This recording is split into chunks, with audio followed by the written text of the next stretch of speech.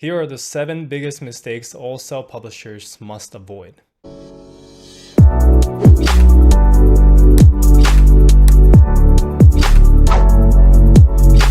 What's going on, guys? Welcome back to another video. If you're new to the channel, my name is Sean, and I built a multiple six-figure KDP business, which I eventually sold for $820,000. And now I'm building my second KDP account. So in this channel, I basically just share with you my own results with my first account and my second account as well, and the exact strategies that I'm taking to get these kind of results. So if you want no BS publishing advice from someone who's still publishing, then make sure to subscribe. And if you want a completely free training on how I built a multi-six-figure a year KDP business like this, then there is a free training. The link is in the description below that you guys can go and take a look. All right, so let's get right into the video where, in my opinion, these are the 7 biggest lies that is told in the self-publishing space. Number 1 is a lie that KDP is too saturated. So most people who say KDP is too saturated did not even publish even one book themselves. They're watching on the sidelines, and for whatever reason, they don't want other people to succeed, so they spread these lies about KDP being saturated. The thing is, saturation is actually a good thing, because when a keyword is saturated or when a business is saturated, that means it is very, very profitable, and that's why everybody's doing it, right? If no one is doing that business, it's most likely not profitable at all. So KDP, although I do not believe it's saturated at all, even if it was, if you know what you're doing, there is always a way to make money. In terms of a topic or keyword being saturated, my second KDP account that I'm building is in a very, very saturated niche. But you can see that I still made over $12,000 last month, including ACX and audiobooks, from this extremely saturated niche. So the point is, if you have the skills and if you know what you're doing, there is always a way to stand out from the crowd. So don't listen to those who are negative about the business or who says that this doesn't work, because they're really doing this. They're really telling you these things, not for you, but for themselves. It's much easier to tell themselves that the business is saturated and the business does not work, rather than saying that I couldn't make it work, because it's much harder to admit that. Don't listen to some hater who didn't have the guts to even try it themselves. When I hear people make comments like that where they're talking bad about someone else, or criticizing a business opportunities, in this case publishing, when they didn't even try themselves, then I always think about an image like this. This is a great example of someone doing exactly that in sports. So the point is, don't listen to these people's lies, because again, they're saying it for themselves, not for you. The second mistake is trying to find the perfect keyword. So the truth is, there is no such thing as a perfect keyword. There are only good keywords. A lot of times people are finding a bunch of good keywords that they can go and publish in, but they instead go back to doing more endless keyword research as a coping mechanism to avoid taking action, because they're scared of actually putting in the time, energy, or even money to produce the book, because they're not sure if it's going to work or not. But understand that endless research is never going to make you any money. The only way to make money in publishing is to actually publish books. So don't be afraid to take action, and don't use research as an excuse. Now, when it comes to keyword, there is no such thing as a zero competition, extremely profitable keyword. There is always going to be competition, and that is good. Once again, if there's competition, that means it's most likely profitable. So if you have to choose between a keyword that is very low competition, but also not that profitable, to a keyword that is high competition but highly profitable, always choose the one that is highly profitable and highly competitive, because once again, you can find ways to stand out.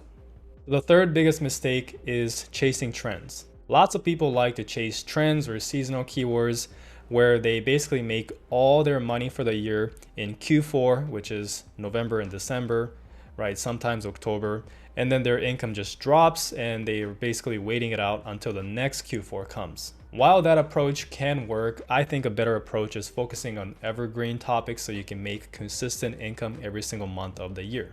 Another example of chasing trends is publishing books on trendy topics like crypto, fidget spinners, NFTs, right? Crypto might be slowly becoming an evergreen topic, but still people made $10,000 in a month from one book with crypto, and then when the bull run ended, kind of those books died off as well. So personally, I really do think Focusing on evergreen topics is much better. And if you look at my own dashboard, you can see why I like it. A lot of times people who chase trends or seasonal topics, you can see that they make a crap ton of money leading up to Christmas. But once Christmas hits, their income just plummets. And then after that, it stays very, very, very low. But since I focus on evergreen topics, you can see that yes, Christmas and Christmas Eve, the sales dropped significantly because I believe Amazon does not ship books out for those days, so it's low for everybody. But it came right back up to the same amount as before Christmas because none of my books are seasonal. So the biggest mistake, number 4, is not focusing on quality. So the two biggest factors when it comes to succeeding in publishing is having an attractive cover and a great content. A lot of times people are trying to save a couple bucks by creating covers by themselves on Canva when they could have easily outsourced it to Fiverr for $5, $10, $20. Even if you pay $100, it's worth it for a nice book cover because the amount of extra sales that you make will make up way more than the amount you invested for the cover. They also would try to cheap out and save some money by hiring a very cheap ghostwriter just to save a couple $100 now, only to end up getting 1-star reviews immediately and their book just dying off and not making anything, when they could have just spent a couple $100 extra to get a high quality book written. Then their book would have kept selling on and on and on for months or even years, where they would have made way more than the couple $100 extra that they paid initially. So don't cheap out and try to save a few $100 now because you'll be missing out on thousands of dollars in the long run. In terms of where should you get your covers, I recommend at least Fiverr, but usually I use 99 Designs. And for the book writing, I use the Urban Writers. So if you do want to check those out, the link is in the description below. Mistake number 5 is being too scared to invest in Amazon ads. So running Amazon ads is absolutely crucial if you want long-term success. Simply uploading your book and forgetting about it does not work. So is KDP being passive income a lie then? Well, that's not the case, because in the beginning, yes, you're doing a lot more work, you're publishing the books, you're running ads yourself, but once you learn how to run ads, then you can go and outsource that to somebody else. You can train somebody to run ads for you, or you can hire a service to run ads, but basically you're letting other people do it, so you don't have to do any work while they're running the ads for you. This is exactly what I do. I outsource my ads, I spend 0 time doing it, and I also spend 0 time doing a lot of tasks because I outsource a lot of tasks myself. And that's why my KDP account is very, very passive. I rarely do any work, and you can see that I made $12,000 last month. Mistake number 6 is giving up too early on a book. So I get too many people telling me that, oh, my book is not selling, when they literally only have 5, 10, 15, 20 reviews on their book, when that is nowhere enough, right? You want at least maybe 40, 50 reviews to start seeing some traction. And when you pass 100 reviews, that's when you start seeing things pick up. This obviously depends on the competition. You know, depending on the competition, you can get a lot less than 100 reviews and still get away with it. But aiming for 100 reviews is a good benchmark. So too many people give up on a book and just let it die when they could have got more reviews and perhaps that book would have started selling more, right? So you really should be trying to get as many reviews as you can, minimum 50, but I would definitely aim for 100 per book before you move on to the next one.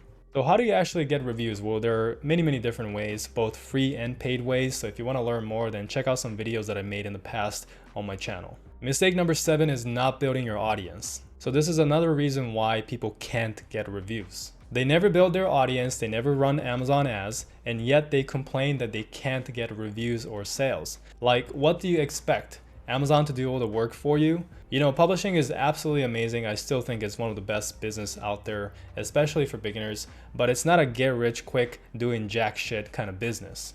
So what you want to do is to start building your email list as soon as possible so that you can utilize those into your next book launch, gathering more reviews and gathering more sales. So let me show you how I get reviews from my audience.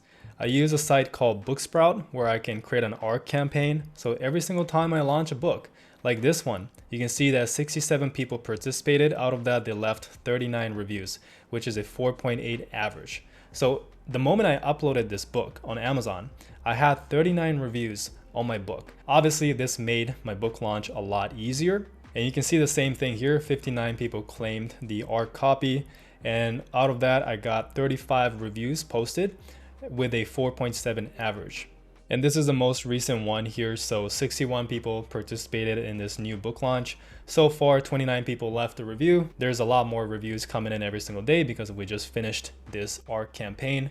But this is how you can utilize your existing audience, bring them into Booksprout, give them a free ARC copy of your book before you launch the book, so that when you launch it, you can ask for a review and get a ton of reviews when you publish the book. And this is for my second KDP account, which means that I don't really have a big email list set up yet, but you can still get these amounts of reviews if you do things correctly. So if you want to learn how to do this, such as how to build your email list, then you can check out my publishing program. It's in the link in the description, or you can watch different YouTube videos on how to set up an email list.